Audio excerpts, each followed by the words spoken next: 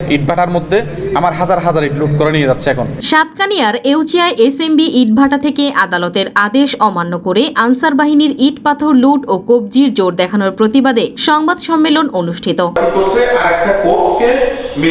9 জুলাই মঙ্গলবার সন্ধ্যায় Chattogram press club S Rahman হলে অনুষ্ঠিত সংবাদ সম্মেলনে লিখিত বক্তব্য দেন ভুক্তভোগী নোমান।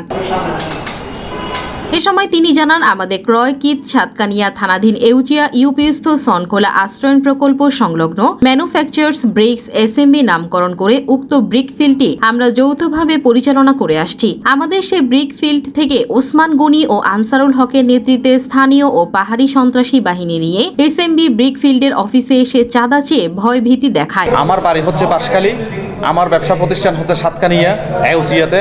আমি যেহেতু পাশখালী থেকে সাতকানিয়া গিয়ে ব্যবসা করতেছি, ওখানে একটা লোকাল একটা প্রভাব আছে ওদের।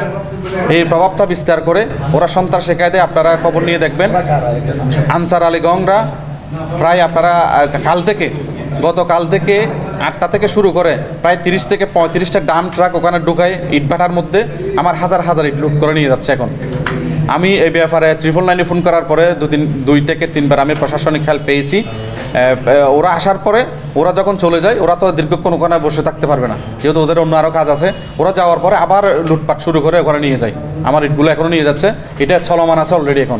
এখন এইভাবে হলে তো মনে করেন আমার সমস্ত এখানে প্রায় আমার 30 লাখ মতো ইটে আছে এখন। এই 30 লাখের মধ্যে অলরেডি 3 থেকে 4 লাখ অলরেডি নিয়ে গেছে। 2-1 দিনের মধ্যে হয়তো সব 30 লাখ সব ইট লুট করে নিয়ে যাবো ওরা।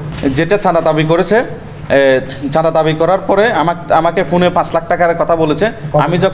আমি যখন না দেওয়ার জন্য যখন করছি, তখন ওরা বলতেছে না ঠিক আছে, তাহলে আপনি পাশখালী থেকে আসে এখানে আপনার ব্যবসা প্রতিষ্ঠান এখানে চালাতে পারবেন না। এখানে যদি আপনি ব্যবসা প্রতিষ্ঠান চালাতে যান, তাহলে কি করতে হবে? 5 লাখ টাকা প্রতি মাসে 5 লাখ টাকা চাঁদা দিতে হবে।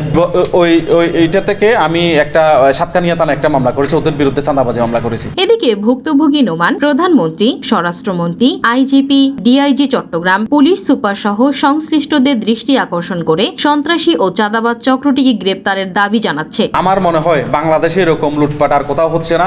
যেহেতু সাতকানিয়া এউচিয়া ইউনিয়নে একটা ইটভাটার মধ্যে 30 থেকে 35টা ডাম ট্রাক ঢোকায় হাজার হাজার ইট লুট করে নিয়ে যাওয়া, এরকম বাংলাদেশে আমার মনে হয় আর কোথাও হচ্ছে না। আপনারা হয়তো খোঁজখবর নিলে বুঝতে পারবেন এখানে কিভাবে লুটপাট হচ্ছে। আমি চাচ্ছি এই লুটপাটটা আপনাদের মাধ্যমে হয়তো প্রশাসনের কানে গিয়ে এটা স্টপ হোক। আমার কথা হচ্ছে, যেহেতু এটা আদালতে একটা মামলা চলমানাধীন আছে, মামলায় যেটা সমাধান হবে, মামলায় যেটা রায় দিবে, এটা আমিও মাথা পেতে নেব। আমি আপনাদের মাধ্যমে এই নিউজটা সবাইকে জানাই দিতে চাই। সংবাদ সম্মেলন এ সময় ভুক্তভোগী নোমান সহ তার পরিবারের স্বজনরা উপস্থিত ছিলেন। এই সময় ডেস্ক রিপোর্ট 24 চট্টগ্রাম।